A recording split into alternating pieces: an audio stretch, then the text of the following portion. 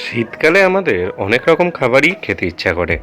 তার মধ্যে অন্যতম হলো চিকেন স্যুপ। যদি রেস্টুরেন্ট স্টাইলটা বাড়িতেই বানানো যায় তাহলে কেমন হয়? যদি তোমরা এইভাবে চিকেন স্যুপ বাড়িতে বানাতে চাও তাহলে পুরো ভিডিওটা স্কিপ না করে দেখতে থেকো। আর যারা নতুন আছো সাবস্ক্রাইব করে দিও। তো কড়াইটা গরম করে মাখন দিয়ে এটাতে তোমরা সাদা তেলও ইউজ করতে পারো। তারপর সেখানে গোলমরিচের গুঁড়ো দিয়ে দেখো মাংসগুলো কিভাবে কাটা আছে। এইভাবে তোমরা 1 থেকে 2 মিনিট মাংসগুলোকে কড়াইয়ের ওপর মানে এই মাখনের ওপর রেখে দেবে। এতে কি হয়, এতে স্বাদ অনেকটা বেড়ে যায়। দেখবে যখন নিচের এই কালারটা চেঞ্জ হচ্ছে তখনই মাংসটা মানে ওপর পিষ্টে করে দেবে। বড় বড় রেস্টুরেন্টে কিন্তু এইভাবেই চিকেন স্যুপ করে। তো পুরো ভিডিওটা দেখতে দেখতে যদি তোমাদের মনে হয় তাহলে কিন্তু তোমরা এটা শেয়ারও করে দিতে পারো, যাতে আরও অনেক মানুষ দেখতে পারে।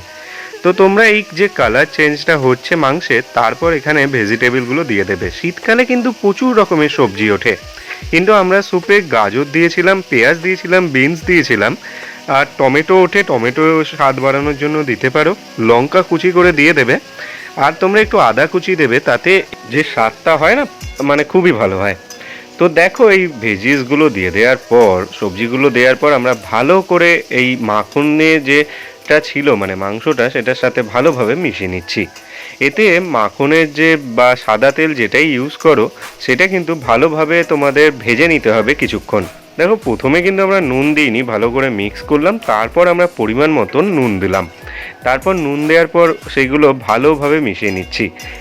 এই সময় কিন্তু মানে আগুনের তাপ কিন্তু বেশি হলে চলবে না, লো থেকে মিডিয়াম রাখতে হবে। এইভাবে মিনিট 2-3 তোমরা ভালোভাবে মিশিয়ে নেওয়ার পর গোলমরিচের গুঁড়ো ছড়িয়ে দিতে হবে। গোটা গোলমরিচও তোমরা ইউজ করতে পারো, তবে গোলমরিচের গুঁড়ো দিলে এটার স্বাদটা ভালো হবে এবং রেস্টুরেন্টের স্টাইলে হবে। আর তার সাথে যদি শেজওয়ানের যে পাউডারটা পাওয়া যায় সেটা দিয়ে দেবে। আর তোমরা সোয়া সস বাড়িতে থাকলে সোয়া সস দিয়ে ভালোভাবে তোমাদের এবারে মিনিট 2-3 ভালোভাবে এটাকে মানে মিশিয়ে নিতে হবে। এখনও কিন্তু তোমার এই যে তাপটা থাকবে সেটা কিন্তু লো থেকে মিডিয়াম। তোমরা দেখতে পাচ্ছ একটু জল বেরিয়েছে, এই জলটা আমরা এই কড়াইয়ের মধ্যেই শুষে নেব, মানে এই তাপে এটা শুষে যাবে। তারপরে তোমরা কি করবে, তোমরা জল দিয়ে দেবে। এবার কত পরিমাণ জল দেব, ধরো আমরা 3 কাপ জল দিলাম। তো 3 কাপ জল দেওয়ার পর আমরা কি করব, ভালোভাবে যা ছিল সেটা ভালোভাবে মিক্স করে নেব। আর এইটাকে যতক্ষণ না 3 কাপেরটা 2 কাপে জলটা শুষে যাচ্ছে এই তাপে, ততক্ষণ আমরা এটাকে ফুটতে দেব। তো দেখো ভালোভাবে ফোটা হয়ে গেছে, তখন আমরা এই যে স্যুপটা ছিল সেই স্যুপের জল নিয়েই তোমরা ওই যে কর্নফ্লাওয়ার পাওয়া যায় সেটা ভালোভাবে মিক্স করে নিতে হবে। আর এবার হচ্ছে ডান হাত আর বাঁ হাতের খেলা, মানে তোমরা ডিমটা ফেটিয়ে নেবে। ডিমটা ফেটাতে গিয়ে কিন্তু সেখানে নুনটা দিয়ে দেবে, নুন আর গোলমরিচ দিয়ে ডিমটা ফেটিয়ে নিয়ে তারপর এটা দিয়ে দিলে এই গরম স্যুপের মধ্যে। এবং কন্টিনিউয়াস তোমাদের দেখো হাতাটা আমরা যেভাবে নাড়িয়ে যাচ্ছি সেইভাবে নাড়াতে হবে। দেখতেই পাচ্ছ দেখতে যে স্ট্রাকচারটা এসছে সেটা কিন্তু একদম রেস্টুরেন্ট স্টাইলের, আর খেতেও কিন্তু খুব ভালো লাগে। কোনো রকম বেশি উপকরণ ছাড়াই কিন্তু এই স্যুপটা বানানো হয়েছে। এই স্যুপটা চিকেন ভেজিটেবল স্যুপই বলে রেস্টুরেন্টে। আর দেখো কীরকম সুন্দর ডিমটাও ভালোভাবে আমরা দিয়ে দিয়েছি।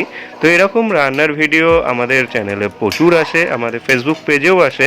তোমরা যদি নতুন হও তাহলে কিন্তু সাবস্ক্রাইব করতে ভুলে যেও না, আর বেল বটনটা ক্লিক করে দিও, তাহলে নোটিফিকেশান সবার প্রথমে পেয়ে যাবে। আর ফেসবুক থেকে দেখলে ফেসবুকটা প্লিজ শেয়ার করো আর তার সাথে ফলো করে দিও।